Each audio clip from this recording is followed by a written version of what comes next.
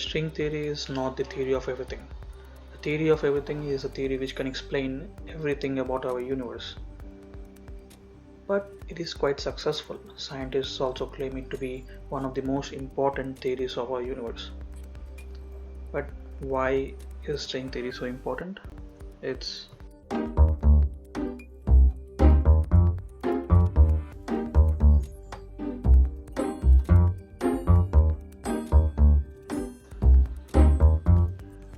We humans thought that we knew almost everything about our universe and that we were so close to understanding the reality until these certain events occurred. The first one being Edwin Hubble discovering that what we thought our universe was actually a single galaxy, and there were billions of such galaxies out there in space. So our universe was suddenly billion fold times larger than what we expected. So we realized that there was much more to explore and discover. Then came the theory of general relativity.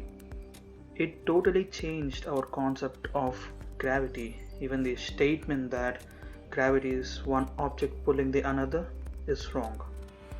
After a few decades came the Large Hadron Collider. Once we smashed particles together, new particles, forces, ideas, and theories started popping up. But this is all good, right? Coming up with newer ideas which might help us understand the reality is indeed a significant step towards the right direction. But the thing that troubled the scientists is that there are always newer theories coming up and they don't agree with each other, especially quantum mechanics and classical physics.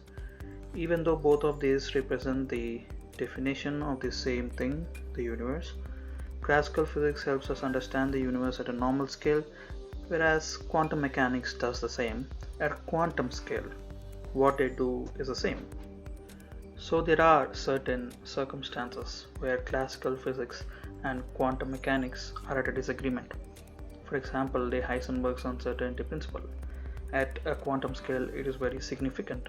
It helps us understand how things run in the quantum scale, whereas in the normal scale in the classical physics it is quite insignificant. And there are many more like this, like superposition, duality, Schrodinger's cat, and many such ideas. But the main cause of disagreement is the quantum field theory.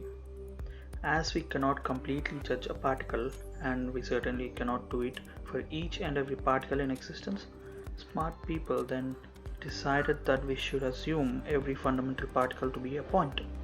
For example, all electrons are points in space and time. All electrons in the universe are alike and have same properties. This theory solved many problems and even led to great inventions. But this success was not enjoyed for too long because Einstein's theory of gravity poses a great threat to the quantum field theory. It is because gravity, like all other forces of nature, is an interaction with matter, but it does not have its own particle for it to be quantified. Understanding gravity is not just about assuming points, but to scale the distance between them. And measuring distances on a quantum level is impossible. So, did quantum field theory go down? No. Smarter people now came up with an even more complex idea. If a point doesn't work, we need something of a higher dimension, a line or a string. So they reformulated all their equations, replacing points with strings. This time the assumption is that everything we call matter is made up of strings. The frequency with which they vibrate defines which particle it is. So all the fundamental particles are made up of identical strings, but the only difference is the frequency with which they vibrate. Suddenly, all the equations started making sense. All the theories now started agreeing with each other because gravity now has its own particle called graviton. What made this even more alluring to the scientists is that general relativity, quantum theory, gravity, and all other theories are inbuilt within the mathematics of the string theory. It's like the scientists wanted to make a sandwich by putting together many ingredients, but what they got is a ready-made sandwich. So string theory is almost the theory of everything. But why is it not the theory of everything? String theory comes with a cost. It predicts that there are 11 dimensions, 10 spatial and 1 time dimension. It also predicts multiverses, wormholes, and teleportation. All these things really complicate our current understanding of the universe, and string theory does not even explain events like Big Bang or what is inside of a black hole and much more stuff like that. So it isn't a theory of everything yet. This brings us to the first question. If string theory is not a theory of everything yet, then why is it so important? String theory might not be the theory of everything.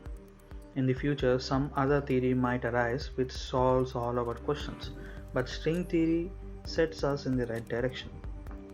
J.J. Thomson's model of an atom was wrong, but it was an initiation. It has a great influence in theorizing the standard model of atom. In the same way, string theory is an initiation to finding a theory of everything. The equations of string theory make perfect sense. The mathematics says that we are in the right direction, and mathematics doesn't lie because it is the language of the universe itself. We are trying to find out the reality of the universe, and the universe is trying to communicate through string theory that we are on the right direction. That is why string theory is so important. Hope you enjoyed the video. If you have any comments, comment in the below section. Thank you.